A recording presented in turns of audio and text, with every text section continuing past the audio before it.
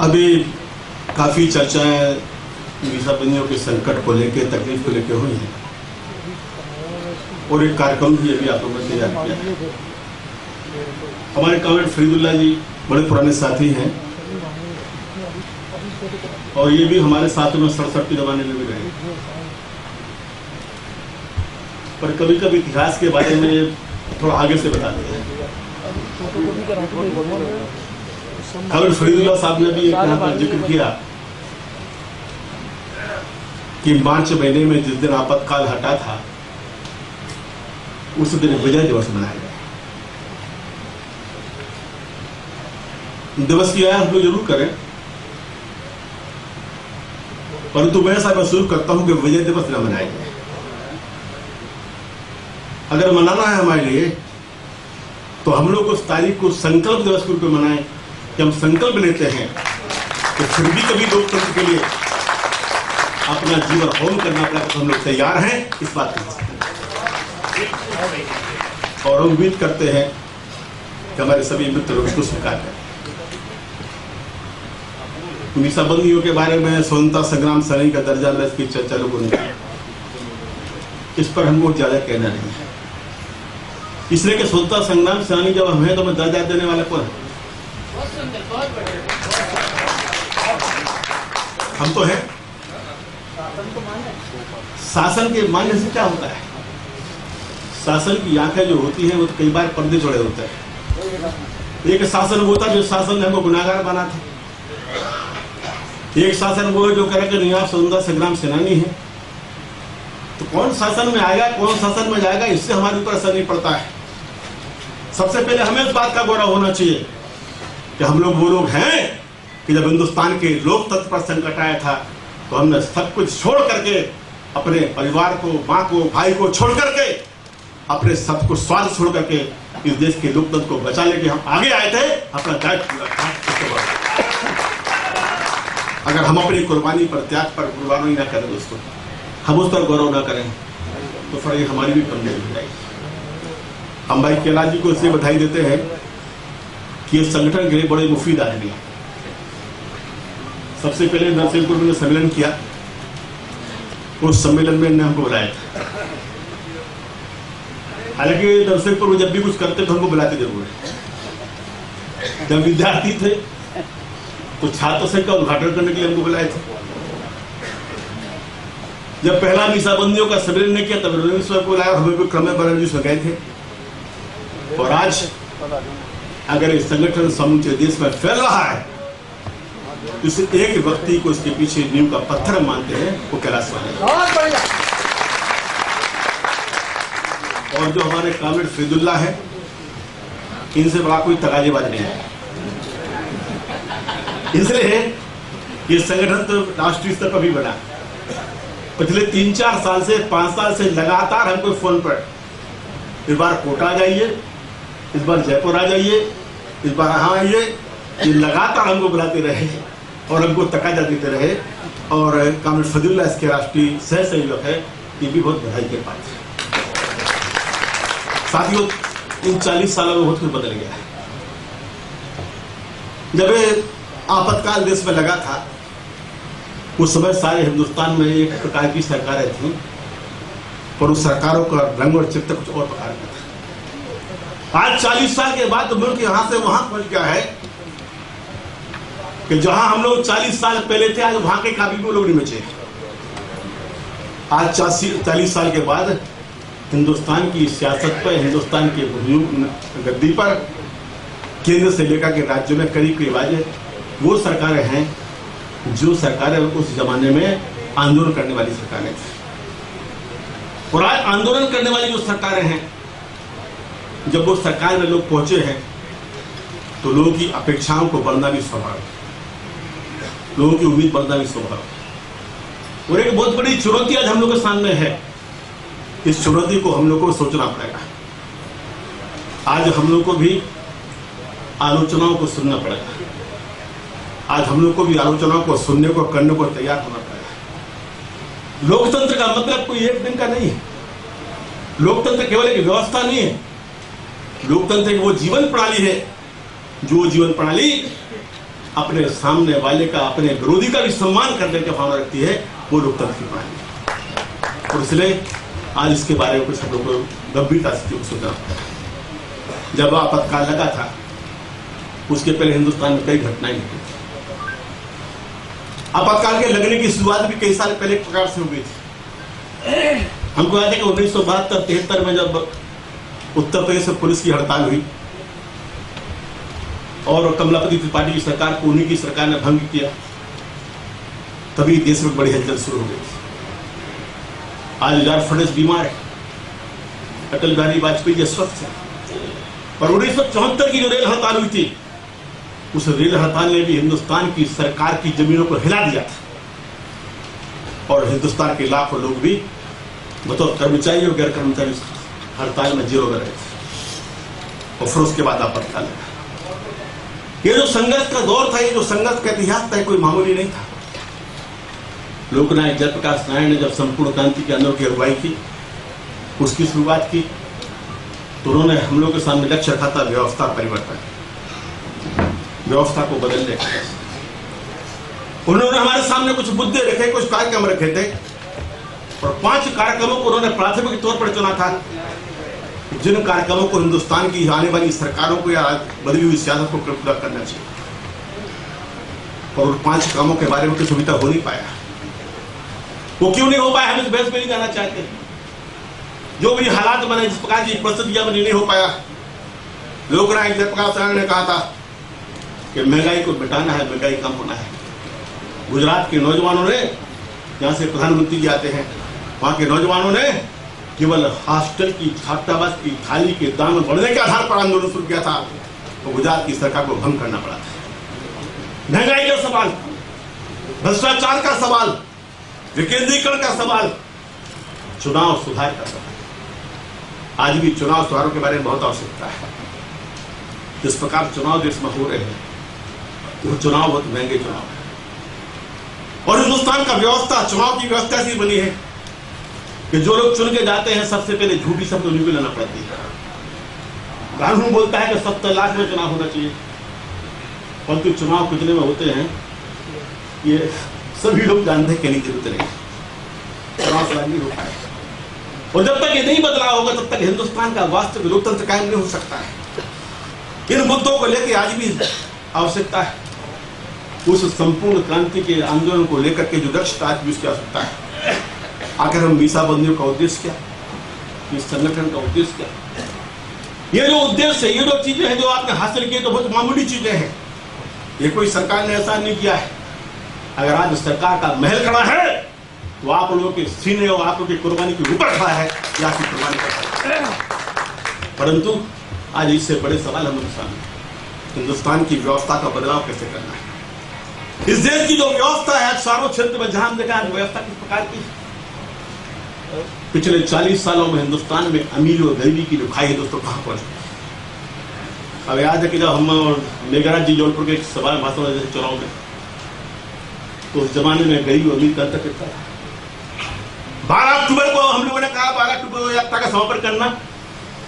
Doctor Lohia ने जब हिंदुस्तान की संसद में चर्चा छेड़ी थी, तो देश का गरीब आदमी तीनाने वाला था, पर अमीर आदमी या हिंदुस्तान का प्रधानमंत्री, उसका कार्यालय 25,000 रुपये रोज वाला था, फर्क था 1 लाख कोटी का। महात्मा गांधी जो 22 राय से मिलने गए थे आजादी के पहले, उस जमाने में, गांधी के जमाने में जो फर्क था वो अमीर और गरीब के बीच का फर्क मुश्किल से 5,000 का था।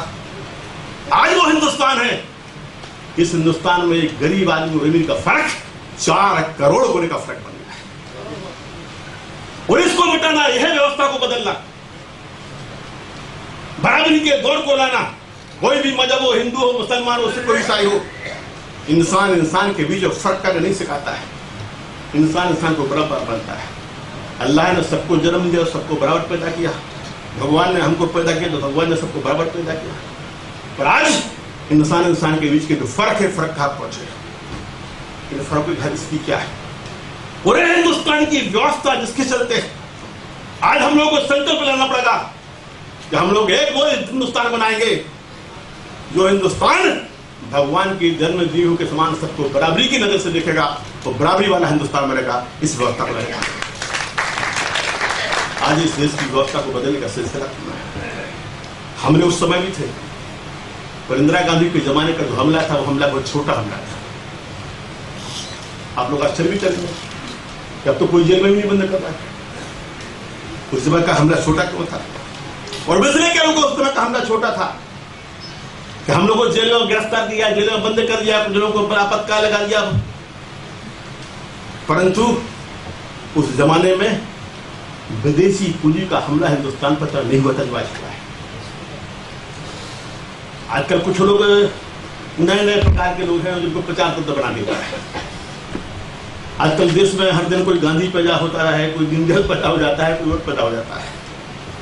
और इसलिए कि हिंदुस्तान का जो मीडिया है, जो प्रचार तंत्र है, आज आंदोलनों के नाम पर जो आंदोलन होते हैं उसके प्रचार तंत्र के माध्यम से खड़ा किया जाता है। कुछ लोग बोले कि साहब अभी कुछ दिनों पहले कुछ आंदोलन हुए थे, बोले जयप्रकाश जी के आंदोलन के तुलनात्मक थे, संपूर्ण क्रांति के तुलनात्मक थे। मैंने करने वो 75 का वो काल था जब हिंदुस्तान के समाचार पत्रों पर संसद थी। एक समाचार पंक्ति में, एक समाचार एक लाइन में किसी अखबार में नहीं छपता था कौन जेल में है। लगातार 22-23 महीने तक अटल बिहारी का नाम नहीं छपा, जॉर्ज फर्नांडिस के नाम की चर्चा नहीं हुई, किसी की चर्चा नहीं हुई। और एक आज का दौर है, आज के दौर में मीडिया एक घंटे में टीवी चैनल पर सारा आंदोलन खड़ा कर देता है और सवा घंटे वापस कर देता है। क्या कर रहा है? और इसके पीछे जो कारण है वो कारण है हिंदुस्तान में विदेशी पूंजी के दखल की। आज तमाम क्षेत्रों में विदेशी पूंजी आ रही है और जो विदेशी पूंजी आएगी वो विदेशी पूंजी केवल पैसे की शक्ल में आएगी, इसको मत मान लेना। अगर हिंदुस्तान की सभ्यता के लिए कोई सबसे बड़ी चुनौती है, संस्कृति और इतिहास के लिए कोई सबसे बड़ी चुनौती है, तो वो चुनौती आज विदेशी पूंजी की चुनौती है। इसको जरा सावधान सुनना पड़ेगा। हमारे बच्चे लोग बोले कि 40 साल में लोग भूल गए, इसलिए भूल गए कि 40 साल के पहले परिवार और संस्कृति थी। हमारे देश में संस्कृति का वाहक कौन था? परिवार। धर्म का वाहक कौन था? परिवार था। माता पिता बेटों को सिखाते थे कि बेटा देखो तुम्हारे पुरखे से थे, तुम्हारा मजहब सिखाता है, तुम्हें काम करना चाहिए। आज हिंदुस्तान की सभ्यता को, संस्कृति पर सबसे बड़ा हमला विदेशी सभ्यता से हुआ है। परिवार को खत्म किया जा रहा है। कौन इतिहास बताएगा? शिक्षण संस्थाएं तो दुकान बन गई है, या शिक्षण संस्थाएं तो सूचना का माध्यम बन गई है। शिक्षण संस्थाओं में ज्ञान नहीं, परिवार बिखर रहा है। इतिहास कौन याद रखेगा? कैसे इतिहास याद रखेगा? कौन बताएगा? अगर इस इतिहास को याद रखना चाहते हो तो फिर हमको इस सभ्यता और संस्कृति के बचाने के लिए उस विदेशी पूंजी के हमले से भी मुक्त करना पड़ेगा। व्यवस्था के बचाव का मतलब हिंदुस्तान को विदेशी पूंजी की दखल से मुक्त के लिए काम करना पड़ेगा। अगर इसके लिए तैयार नहीं होंगे हम लोग तो फिर बदलाव अधूरा रह जाएगा। इच्छाएं बहुत है लोग की, उम्मीदें बहुत है लोग की। आज लोग इंतजार करने को तैयार नहीं है। आज लोग तैयार बैठने की जल्दी चाहिए। एक घटना घटती हो, अगले दिन से चर्चा शुरू होती है, अच्छे दिन आ गए। अगर कोई गिर पड़ा, सड़क पर फिसल गया, तत्काल कोई भाई बोलेगा अच्छे दिन आ गए। और इसलिए इसके पीछे कहीं ना कहीं बदलाव को अफसल करने की योजना है। पर इसके लिए हम लोग केवल आलोचना करके नहीं डाल सकते हैं। हमको तैयार होना पड़ेगा कि हम सुनेंगे, सुन के उत्तर भी देंगे। अगर हमारे अपने घर में भी सुधार करने की आवश्यकता है तो हिम्मत के साथ घर में भी कहेंगे कि सुधार करो, तेल करना पड़ेगा। लोकतंत्र सरकार में जाके बाद में खत्म होता है।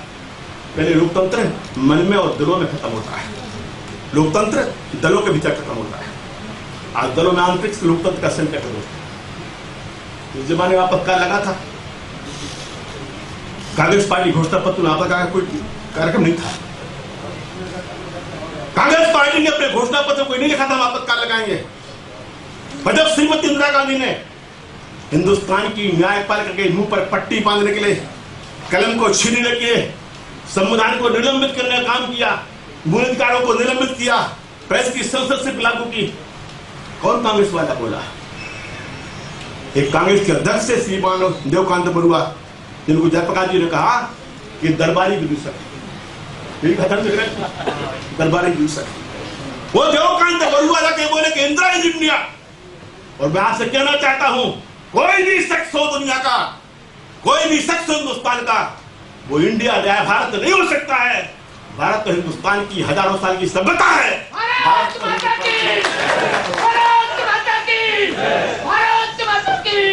कश्मीर से कन्या तक की हमारी जो सस्य श्यामला धरा है, ये भारत है।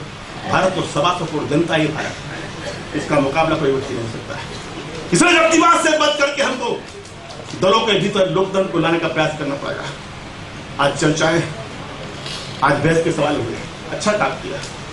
धारा 370 पर बहस शुरू हुई थी और हम लोग सरकार को सुझाव दिया और हम चाहते हैं कि ये भी सुझाव हम लोग को देना चाहिए कि हिंदुस्तान की सरकार उस धारा 370 का सारी भाषाओं में अनुवाद कराए, हिंदी में कराए, उर्दू में कराए, तमिल तेलुगु में कराए, मलयाली में कराए, गुजराती में कराए, वो सारे हिंदुस्तान के विश्वविद्यालयों में, शिक्षक संघों में, वकीलों के पास पहुंचाए। इधर चर्चा करो इस धाराओं के प्रावधान है क्या देश के लिए लागू होना चाहिए। आज देश के लिए तोड़ने के लिए विदेशी पूंजी बड़ा काम करते हैं, मामूली से नहीं। जो हिंदुस्तान की सीमाओं पर हिंदुस्तान के बाजू में हो रहा है तो चिंता, मामूली चिंता की बात नहीं है, उससे जरा सावधान होना दोस्तों। आज राष्ट्र की सीमाओं के सामने बहुत बड़ा खतरा मौजूद, मैं आपसे कहना चाहता हूं। इसलिए कि विश्व युद्ध की जमीन और केंद्र हिंदुस्तान के बाजू बनाने की तैयारी चाहिए। इसके प्रति सावधान हमको होना पड़ेगा, इसके बारे में हम लोग सोचना पड़ेगा। ये दायित्व हमारा है, इस राष्ट्र के साथ खड़े होने का, राष्ट्र की एकता को रखने का हमारा दायित्व है। कश्मीर की चर्चा होती है, कुछ लोग बोलते हैं कि जो सीमा रेखा है हिंदुस्तान और पाकिस्तान के बीच की पीओके की जो सीमा रेखा है, कैसे मानिए जाएगा, कैसे मानेगा? जब हिंदुस्तान और पाकिस्तान का बंटवारा हुआ, कश्मीर आजाद था, आजाद कश्मीर ने हिंदुस्तान में विलय किया। अगर एक बार हमें मान ले कि कश्मीर का विलय नहीं है, तो कल हैदराबाद बोलेगा हमारा भी विलय नहीं है। सारे हिंदुस्तान की 400 रियासतें खड़ी लाएंगी, बोले हमारा विलय नहीं है। हम कहना चाहते हैं कि जो विलय हो गया वो आज सारा का सारा हिंदुस्तान हमारी भारत माता है। काहे का जन्म संग्रह? क्या चुनाव जन्म संग्रह नहीं होता है? चुनाव हुआ, जन्म संग्रह हो गया। 14 चुनाव हो चुके हैं, 14 चुनाव फिर भी जन्म संग्रह। ये सारे के सारे जो उद्देश्य दोस्तों, इस देश जो हिंदुस्तान को मनों से बांटने के उद्देश्य। एक कमेटी बनी, विक्रम जी को पता है, राजा मोहन कमेटी, राजा कुमार कमेटी। उस कमेटी ने सिफारिश दी है कि इनके लिए और स्वायत्तता दे दो। स्वायत्तता का मतलब क्या होता है? क्या स्वायत्तता का मतलब अलगाव होता है? कैसे, क्या कहना चाहते हैं? कुछ तो कहने की सूचना पड़ेगा। और कौन कह रहा है? आज हिंदुस्तान की सेना को बदनामी का दाग सहना पड़ता है। जहां देखो वहां प्रचार होता है, बड़ा अन्याय हो रहा है, बहुत अन्याय हो रहा है, हमारे जवान मरते हैं, सेना के जवान मरते हैं, उनकी मौत की कोई चर्चा नहीं होती। पर आतंकवादी मर जाता है तो सारा हिंदुस्तान का मीडिया, पढ़े लिखे लोग बेचैन हो जाते हैं, उसकी चर्चा करने लगता है। वो जवान के सिर कट जाते हैं, उसकी चर्चा नहीं होती। वो जवान की बातें, बहनें बेटियां अनाथ हुई, की कोई चर्चा नहीं होती। चर्चा होती काहे की और कैसे चर्चा होती है? अमेरिका के न्यूयॉर्क में एक संस्था बनाई गई, वो संस्था पैसा देती है, हिंदुस्तान के कुछ बिके हुए बुद्धिजीवियों को बुलाती है, उनको साल में बुला के 2 बार पैसे देती है और उनको आकर देती है, ले वो छापो, हिंदुस्तान में बताओ ये हो रहा है। मानवाधिकार के नाम पर किया गया है। यह सवाल है दोस्तों, आज राष्ट्र के सामने जो संकट का सवाल है, विदेशी पूंजी का जो संकट का सवाल है। विदेशी पूंजी सुना है कि मीडिया में आने वाली है, हम तो कहना चाहते हैं कि नहीं आना चाहिए। क्यों? मीडिया में आने का मतलब क्या होगा? आज क्या हालत है? आज जो हिंदुस्तान में पूंजी आई है, विदेशी पूंजी मीडिया में भी नहीं आई, पर ये जिसमें आई है उसका एक परिणाम है कि आज हिंदुस्तान का मीडिया कहां पहुंच गया। आज हमारा प्रचार तंत्र वहां है कि बाप और बेटी साथ साथ बैठे कोई चीज नहीं सकते। कहां हमारी आता है? राम की बात हम लोग करते, सीता की बात करते, कोई सीता के जमाने में कोई पर्दा की प्रथा थी, पर मर्यादा थी, सील थी, तृणधरी ओट घट में नहीं, तिनके की ओट में ही पर्दा था। ये सील मन का होता है। आज भारतीय सभ्यता के ऊपर जो हमला है दोस्तों, ये भी भारत है। इस समूची संस्कृति को, ये जो भारत को बचाना है, विदेशी पूंजी के हमले से बचाना है, वरना रोजगार का भी संकट खड़ा हुआ है। मशीन तो आएंगी, पैदावार भी होगी, हाथ बेरोजगार हो जाएंगे। हथियारों को बचाना पड़ेगा। अगर हथियारों में केंद्र प्रदेशों की जानकारी में होगी, दुनिया में क्या हो रहा है। इराक को जमाने में बनाने वाला अमेरिका था, उसका चप्पा अमेरिका के पास रक्से में था। जिस दिन मौका आया, इराक को पलट दिया। अगर विदेशों के पास हमारे गोपनीय स्थानों की, तंत्र की, हमारी सुरक्षा की सूचनाएं होंगी तो फिर देश के लिए खतरा होगा।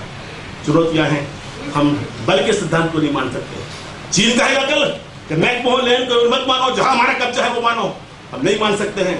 चाहे चीन की सीमा हो, चाहे पाकिस्तान की सीमा हो, हम सभी देशों का सम्मान करते हैं, परंतु भारत माता के ऊपर कोई खरोच नहीं आने देंगे, इससे कल इसलिए दोस्तों इस बड़े सवाल को लेकर चलना। सुविधाएं तो मिलेगी, चिंता मत करो, ये तो बहुत मामूली चीजें हैं। 15,000 से और 20,000 रुपये कौन सी बड़ी समस्या है।